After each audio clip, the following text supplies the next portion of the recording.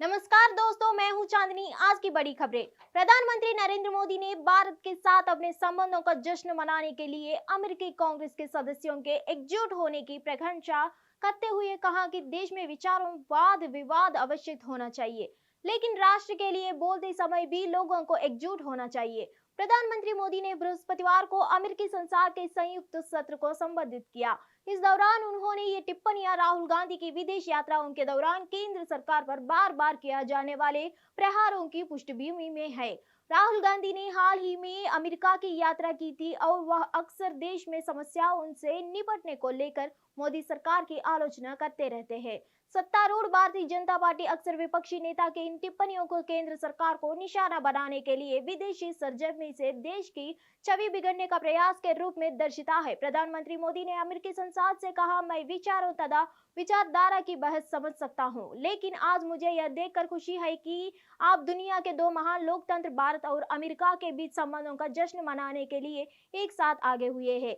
PM Modi ने परीक्षा रूप में राहुल गांधी पर निशाना साधते हुए कहा, जब भी आपको मजबूत द्विदलीय सहमति की आवश्यकता होगी तो मुझे आपको मदद करके खुशी मिलेगा। देश में विचारों पर वाद विवाद होना चाहिए, लेकिन जब हम अपने देश के बारे में बात करते हैं तो हम एकजुट होना चाहिए और आपने दिखाया है कि आप यह कर सकते हैं। बधाई। विपक्ष के कई प्रमुख राजनीतिक दलों के नेता 2024 के लोकसभा चुनाव में प्रधानमंत्री नरेंद्र मोदी और उनके दल भारतीय जनता पार्टी को कड़ी चुनौती देने के मकसद को एक मजबूत मोर्च बनाने की रणनीति पर आज पटना में मंथन कर रहे हैं।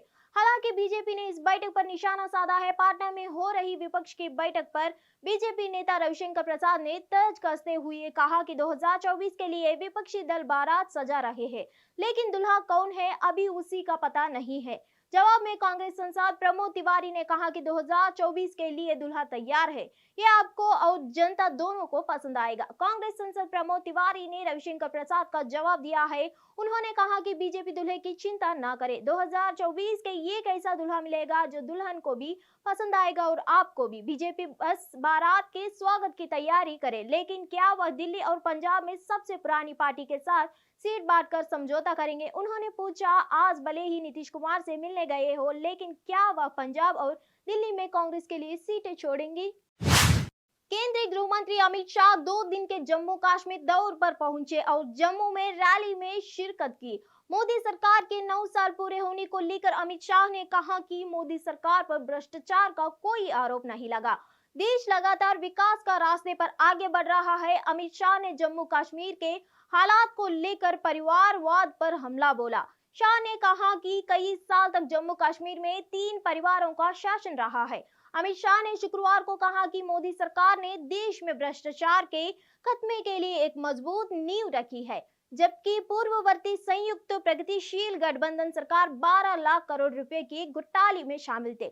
जम्मू में एक जनसभा को संबोधित करते हुए शाह ने नेशनल कॉन्फ्रेंस, पीपुल्स डेमोक्रेटिक पार्टी और कांग्रेस पर भी जमकर निशाना साधा। उन्होंने सवाल किया कि जम्मू कश्मीर में आतंकवाद के कारण 42,000 लोगों की मौत की जिम्मेदारी कौन होगा? गृह मंत्री ने कहा, मोदी सरकार ने 12 लाख करोड़ रुपए के घोटाले में शामिल सप्राग सरकार की जगह ली और प्रधानमंत्री ने भ्रष्टाचार मुक्त भारत के लिए एक मजबूत नींव रखी। 3 परिवारों ने जम्मू कश्मीर पर दशकों के एक मिलकर शासन किया, लेकिन अनुच्छेद 370 के कारण कोई विकास नहीं हुआ। राजधानी दिल्ली के रोहिणी इलाके से एक नवजात को अस्पताल के टॉयलेट में छोड़कर जाने के मामला में खुलासा हुआ है। टॉयलेट के कमोड में ही नवजात की मौत हो गई थी। पुलिस ने मामला दर्ज कर घटना की जांच शुरू की थी, जिसके बाद पुलिस ने इस मामले में महिला और उसके लिव इन पार्टनर को गिरफ्तार किया है। एक कपल है बुद्धि विहार अस्पताल में नवजात को अस्पताल में फेंक कर फरार हो गया था।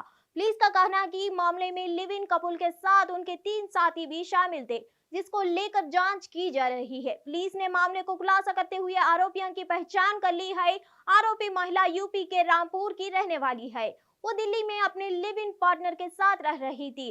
उनके लिव इन पार्टनर का नाम संदीप है। वो दिल्ली के विजय विहार के रहने वाले हैं। इस महिला के साथ अस्पताल में जाने वाले लोगों का भी खुलासा हुआ। महिला के साथ अस्पताल जाने वाले मीना, दीपक और सूरज शामिल थे। 2024 में होने वाले लोकसभा चुनाव को लेकर विपक्षी दलों की पाटना में महा बैठक चल रही है। इस बैठक में महाराष्ट्र के पूर्व सीएम और शिवसेना के अध्यक्ष उद्धव ठाकरे भी पहुंचे। इस बैठक में उद्धव ठाकरे ने भी भाषण दिया। उद्धव ठाकरे ने कहा कि अभी नहीं तो कभी नहीं। उन्होंने प्रधानमंत्री नरेंद्र मोदी पर निशाना साधते हुए कहा कि वो देश को हुकुमशाही की तरफ ले जा रहे हैं। उन्होंने बीजेपी पर निशाना साधते हुए कहा कि वो जरूरत के हिसाब से अपना रंग बदलती है।